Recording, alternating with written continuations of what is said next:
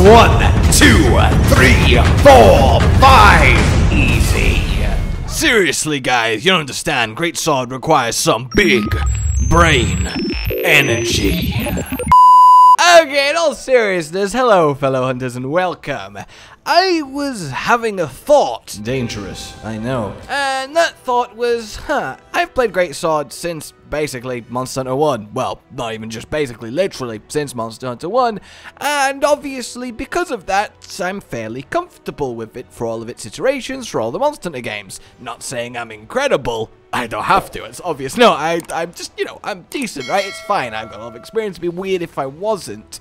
But at the same time, I do wonder how actually difficult Great Sword is to learn these days if you just pick it up fresh out the box. I mean, just picking it up out the box is probably hard enough. It's massive. It's such a big sword.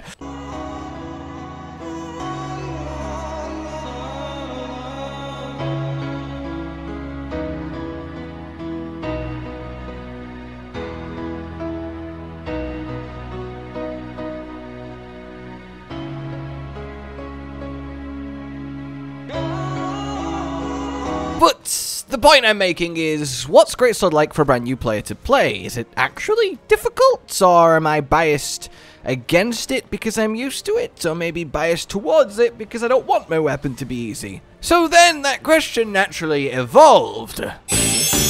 What are the hardest weapons in Monster Hunter? Well, I don't just want my opinion on the matter, I want your guys' too, and indeed I asked for it, and towards the end we'll see which weapons you guys think are the hardest. The results are actually very interesting.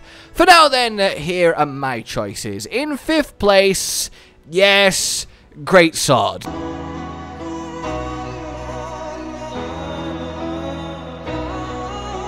Now, I really kind of wanted a counter-centric weapon here, and obviously in Sunbreak, Great Sword is a counter-centric weapon, but Longsword is the counter-centric weapon.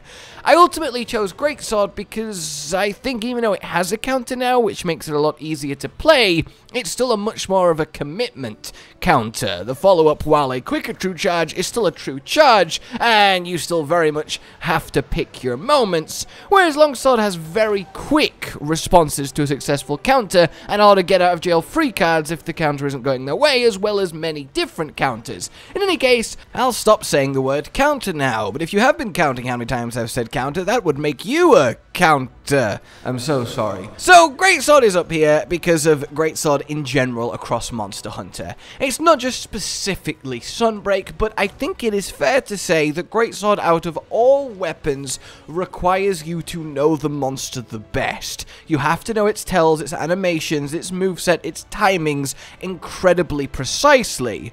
Of course, every weapon requires that, every weapon is helped by that, but with Great Sword it's the difference between crushing the monster and absolutely, well, getting crushed. You can't really react on the fly. You don't have that kind of speed or impulsiveness that a Dual Blades player might have to dash out the way of an unknown move. You have to know what's up.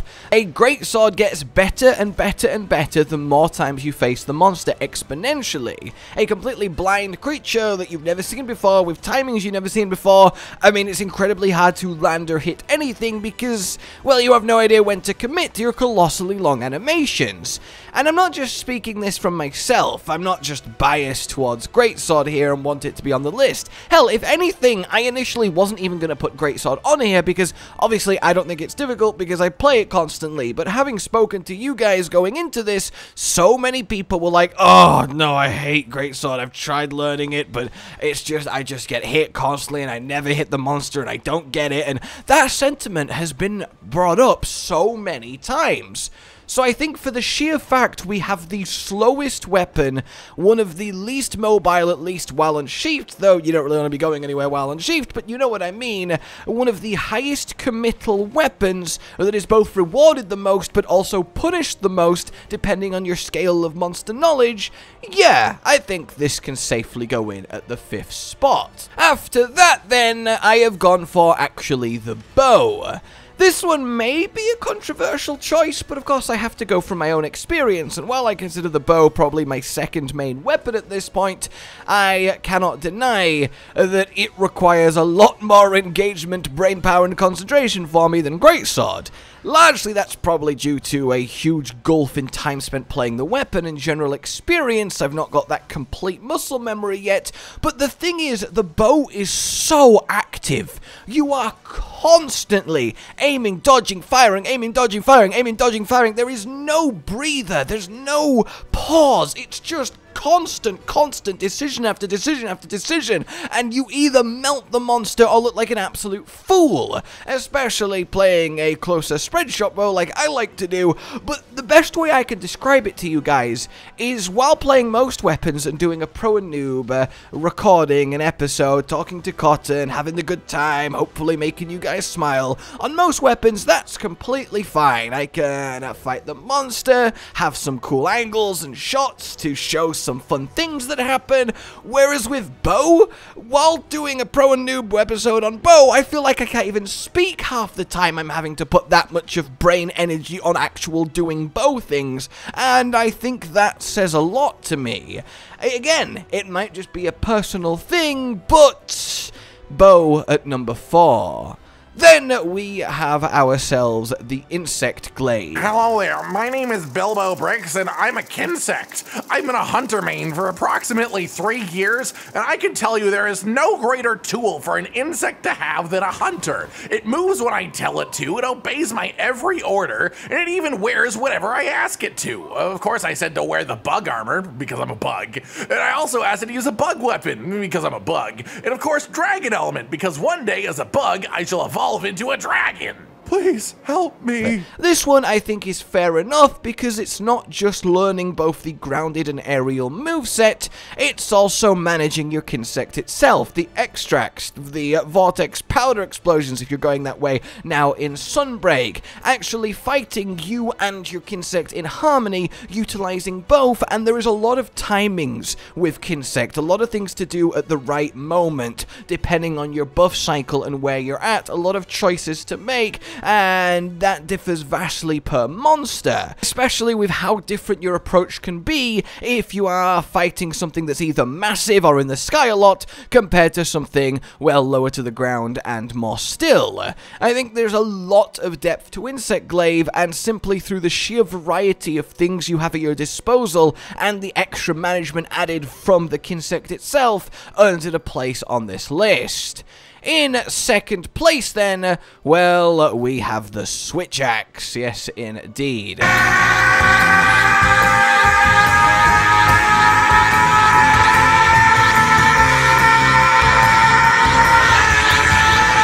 This weapon is so hit or miss with me. I absolutely adore it, but I find myself running into a brick wall using it a lot of the time.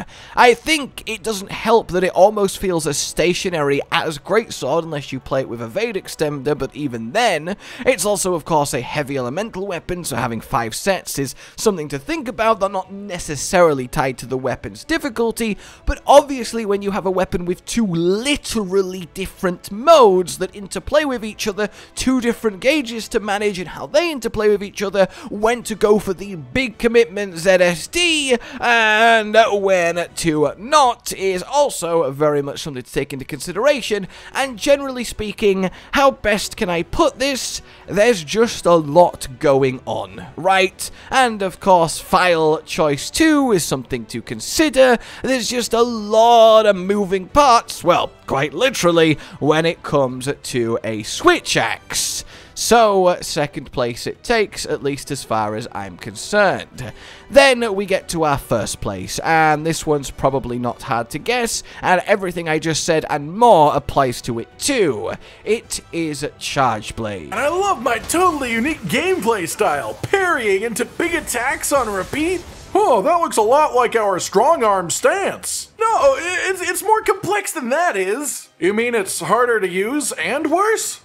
Shut up! Chargeblade has always had the reputation of being the I'm seeing the Matrix to play this! I don't even care what monster's in front of me! I'm not playing Monster Hunter! I'm playing Chargeblade! And, well, yeah, it's hard to disagree that stereotype exists for a reason. Between charging up your sword, your files, and your shield, shield, using all three of those in conjunction to build to your SAADs, the various different ways of playing it, especially now that we can spinny spin axe. Iceborne had quite a few distinct styles too, and of course Sunbreak is no different. You've got counters as well, so that plays into it, and you have to make these choices between both your type of build and which aspect of the weapon you're going to focus on, but you also can't ignore the rest of it. It requires a lot of input to get good damage out, it requires good positional knowledge because of the SAD, it requires a really good knowledge of timing, and generally it just, I think, pushes your mechanical awareness of your weapon really to the limit. I don't think there is arguably a single weapon in the game that just requires you to know more stuff about what you're holding in your hand from a pure sheer depth and breadth of options and buttons and what they result in you have at your disposal. So while I think there are other weapons that, well, need you to learn the monster more, Greatsword being one of them, I don't think there is anything that has the biggest blend of you need to kind of know about everything that Chargeblade brings to the table, and therefore Chargeblade takes it. So then, that brings us to you guys, and the results, as I said, very, very interesting. I just asked you what weapon is hardest to play, and boom! So, Dual Blade, Sword and Shield, right down there at the bottom with Hammer as basically pathetically easy, is the implication here, and yeah, fair enough. Dual Blades, as I used in my example to have the extreme opposite of Greatsword, if you don't know what the monster's going to do, it doesn't really matter. If you're not demon dancing, you can be out of there in an instant, and you can react accordingly. It is a really good reactionary instinct weapon, and there's nothing wrong with that, but it does let you be very flexible no matter the situation, no matter how well or not well you are knowledgeable of what you're fighting. Then we kind of move up, and of course we have bow guns, and the bow itself, disagreeing with me here, is of course you get to just do brain melting damage from really far away, and you see speedrunners annihilating everything with bow guns, and it's like, okay, yeah, fair enough. Longsword counter everything, we all know the longsword, okay, yes, it's here. And then we move up to a little bit of hunting horn, which I think ultimately the songs add complexity, but in Sunbreak especially, the weapon is a little bit just kind of mash buttons and you get the job done, especially with New Sonic Bloom, which is just massive free damage in a huge area for just doing what you'd be doing anyway, and it's a really fun weapon, but I definitely think it requires a lot less thought investment than others.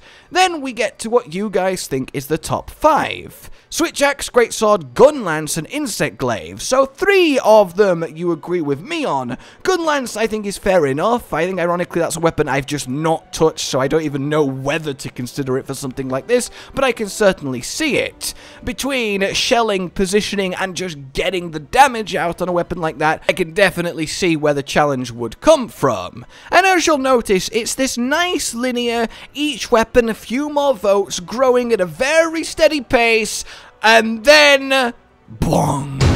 Chargeblade with a massive 30% of the votes out of 14 weapons up there at the top. And of course, I agree on that front. I'm not sure it's that much harder than the rest of the weapons. I think its reputation, the meme of Chargeblade math, is helping it, but I do think it's fair in first place. And yes, you guys certainly have backed me up there, so that's very interesting to see. I would love to know then which weapon you personally, you watching this, think is the hardest, and if you agree or disagree with either me or the collective of you guys coming together and having a vote on this. For now though, I hope you have found this interesting, fun, and interestingly fun. Subscribe and hit the bell for more. Like if you have enjoyed it. Consider supporting the future of this channel on Patreon down below. It keeps us going, and it really, really does mean the world. Until we meet again then, a goodbye.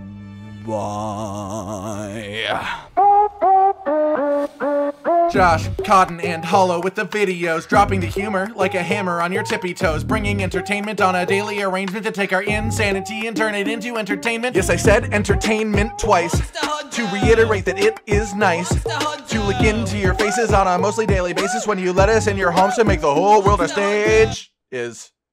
Goodbye.